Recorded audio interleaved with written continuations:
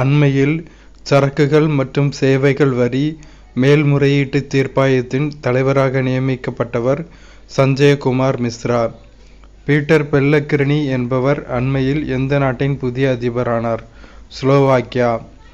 Everest சிகரத்தில் 29 முறை ஏறிய உலகின் முதல் நபர் என்ற பெருமையை பெற்ற கமிரீட்டா சேர்ந்த நாடு நேபாளம். இடாசிசா நோங்ராங் எந்த மாநிலத்தின் முதல் பெண் காவல்துறை தலைமை இயக்குநராக நியமிக்கப்பட்டுள்ளார்? மேகாலயா. இந்தியாவின் தற்போதைய பாதுகாப்புத்துறை அமைச்சர் ராஜ்நாத் சிங். 2024 உலக புலம்பெயர்ந்த பறவைகள் நாளுக்கான கருப்பொருள் இன்செக்ட்ஸ் பூச்சிகள். சமீபத்தில் ஆந்திரா மற்றும் தெலுங்கானாவில் ட்ரோனாஸ் ஏ சர்வீஸ் செயல்பாடுகளை தொடங்குவதற்கு மாரூட் ட்ரோன்டெக் என்ற தனியார் நிறுவனத்துடன் ஒப்பந்தம் செய்துள்ள கூட்டுறவு சங்கம் இந்திய விவசாயிகள் உர கூட்டுறவு நிறுவனம் IFFCO. 2024 தேசிய மகளிர் ஹாக்கி லீக்கிற்காக ஹாக்கி இந்தியாவுடன் முதன்முறையாக கூட்டிணைந்துள்ள நிறுவனம் கோகோ கோலா. அண்மையில் அருணாச்சல பிரதேசம், உத்தரகாண்ட் மற்றும் சிக்கிம் ஆகிய மாநிலங்களில் துடிப்புமிக்க கிராமங்கள் திட்டத்தின் கீழ் 113 சாலைகளை அமைக்க அனுமதி தந்த அமைச்சகம் உள்துறை அமைச்சகம். இந்திய கடற்படையின் செயல்பாட்டு வரிசைப்படுத்தலின் ஒரு பகுதியாக வியட்நாம் இந்திய கடற்படை கப்பல் INS கில்டான். சமீபத்தில் ஆசிய டிராம்போலைன் ஜிம்னாஸ்டிக் சாம்பியன்ஷிப்பில் வெள்ளிப் பதக்கம் வென்றவர் சிருஷ்டி கண்டகலே. அண்மையில் ஐக்கிய நாடுகள் அவையால் உலக கால்பந்து நாளென அறிவிக்கப்பட்ட தேதி மே 25. அரபிக்கடலில் உள்ள சுறாக்கள் மற்றும் திருக்கை மீன்களை ஆய்வு செய்வதற்கும் பாதுகாப்பதற்குமாக இந்தியா சமீபத்தில் எந்த நாட்டுடன் கூட்டிணைந்துள்ளது? ஓமன். 2023-24 நிதியாண்டில் அமெரிக்காவை விஞ்சி இந்தியாவின் மிகப்பெரிய வர்த்தக பங்காளராக ஆன நாடு சீனா.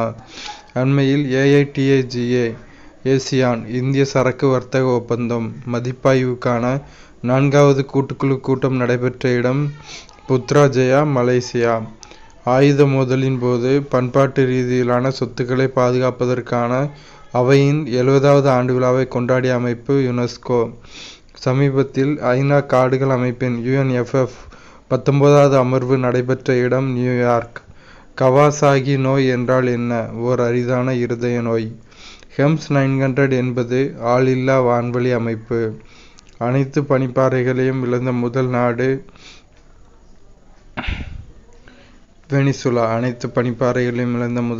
வெனிசுலா. டிஜிலாக்கர் என்பது எந்த அமைச்சகத்தின் முதன்மையான முன்னெடுப்பாகும்? மின்னணு மற்றும் தகவல் தொழில்நுட்ப அமைச்சகம். அண்மையில் சக்தி என்ற கூட்டு இராணுவ பயிற்சியின் 7வது பதிப்பை நடத்திய நாடுகள் இந்தியா மற்றும் பிரான்ஸ். 2024 சர்வதேச செவிலியர் நாளுக்கான கருப்பொருள் our nurses our future the economic power of care. சமீபத்தில் முப்பரிமாண 3D அச்சிடல் உதவியுடன் தயாரிக்கப்பட்ட திரவ ஏவூர்தி பொறியை வெற்றிகரமாக சோதித்த விண்வெளி அமைப்பு இஸ்ரோ.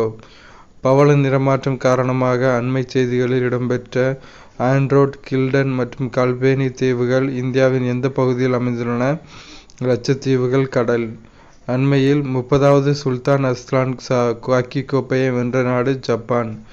சமீபத்தில் பெண்களுக்கு எதிரான வன்முறையை கட்டுப்படுத்துவதற்கான முதல் சட்டத்தை ஏற்றுக்கொண்ட அமைப்பு ஐரோப்பிய ஒன்றியம் EU.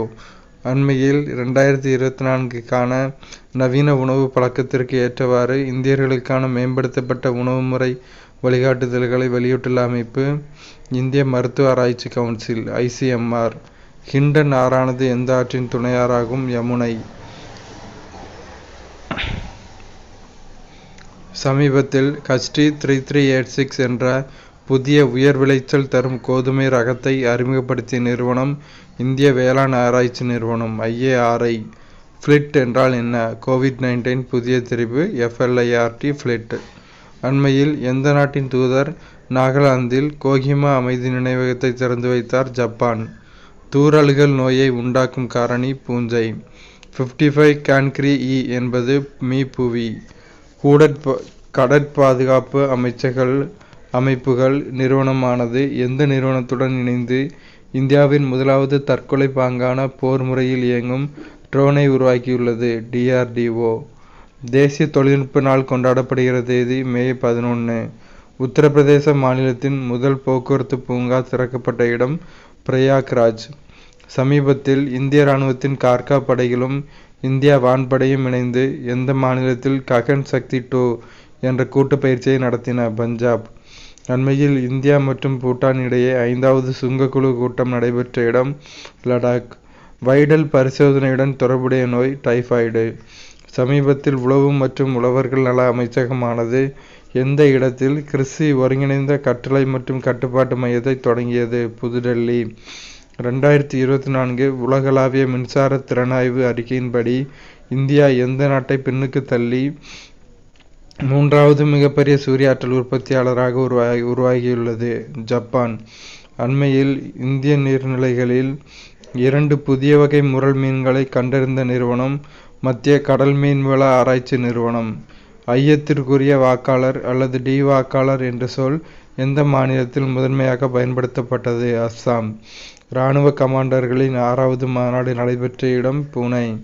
சமீபத்தில் வடிவமைப்பு மற்றும் தொழில் முனைவு குறித்த திறன் மேம்பாட்டு திட்டத்தை அறிமுகப்படுத்திய அமைச்சகம் கல்வி அமைச்சகம். ஆசிய ஓபன் பிக்கின் பால் சாம்பியன்ஷிப் 2024 இந்தியா எத்தனை பதக்கங்களை வென்றது? 5. திரிபுரா மாநிலத்தின் முதல் பன்னாட்டு கிரிக்கெட் அரங்கமானது அதன் எந்த மாவட்டத்தில் கட்டப்படுகிறது? மேற்கு திரிபுரா.